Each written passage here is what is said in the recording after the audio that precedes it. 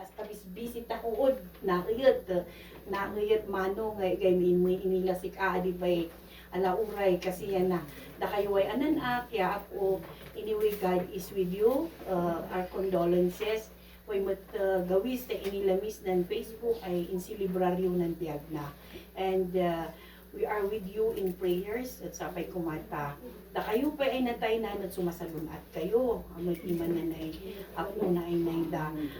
Amiri, si Amiri siya namang unod-unod kan lolo na ay nay kat for instant timpo matlaang during her medication da niya ngay iman wala na exposure na I'm very sure ay Amiri is very healthy now. Di ba ito'y nakitutak-tupay ila kat balasang ay college siya tupay.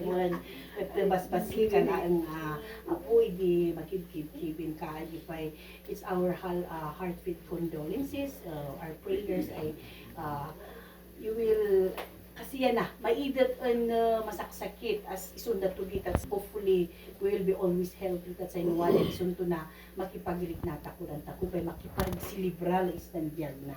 Dahil in a way, it's a celebration of the life of Manong Mat. Yung